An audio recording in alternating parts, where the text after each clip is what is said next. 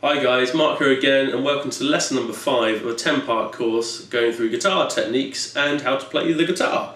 Today we're going to be doing power chords and how to play a power chord effectively, and also using the notes that you've learned from lesson number 4 to show you where to put those power chord shapes. Alright, so let's get started. I'm just going to zoom in on my fretboard area here, okay, just so that you can see what we're doing more closely. Okay, so first of all I'm going to show you how to play an F5 power chord, okay? Now the number 5 on the end of a letter just basically means it's a power chord, alright? Just take that for the moment. Okay, so what we've got here is our first finger on the bottom string on an F note and our third finger on the 5th string on a C note, and then we've actually got another F note here on the 4th string on the 3rd fret. That's an F, alright? Okay, now what we want to do, if we play that chord and we've got our fingers at a 90-degree angle, like I've said in the previous chords lesson, it's going to sound like this, which is not going to sound very nice. Get that terrible sound coming out. It's called dissonance, yeah? Okay?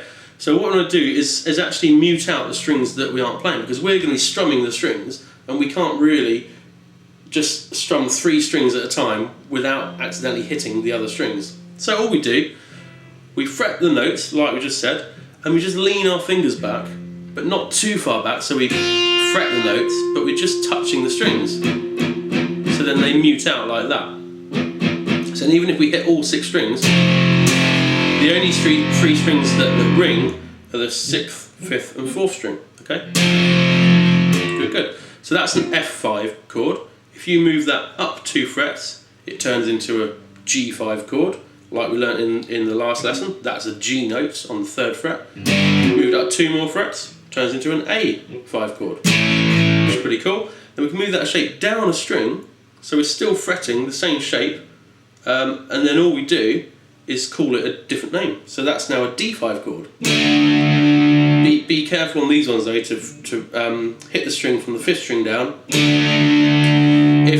If you fancy doing really wide strums, and you might accidentally hit that bottom string, it doesn't sound too good, but then all you do is you use the tip of your first finger to fret that 5th string and also mute out the bottom string as well. Okay? So now that's a D5 chord, go down 2 frets, that's a C5 chord, go down 1 fret, that's a B5 chord, okay? And then there's your power chords. Now open power chords, just quickly, you've got an E5 here,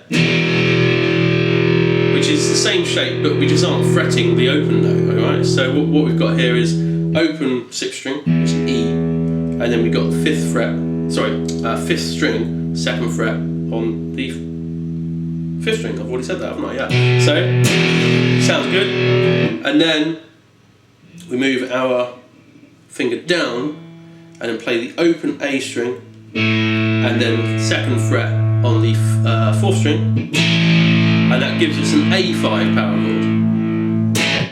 That's great, guys. So now you should be able to effectively, if you ever read any music or anything, or just like a chord chart with a song that you wanted to play, and it just goes into what chords to play, and it says an F5 chord or a B5 chord, or even if it's just a name of a chord, you can find them effectively just by using power chords, okay? So it saves you having to learn lots of new chord shapes, and then you're playing then what's known as non-polarity chords. So the listener can't tell the difference as to whether or not it's a minor or a major chord, so you can't go wrong really, alright? Just an easy way of playing, okay? Which is good. Any questions or anything, then let me know. Otherwise, mark out for now. Don't forget to subscribe, and I'll see you in my next lesson. And go to www.randlesomeguitar.webs.com for some more videos. Bye bye for now.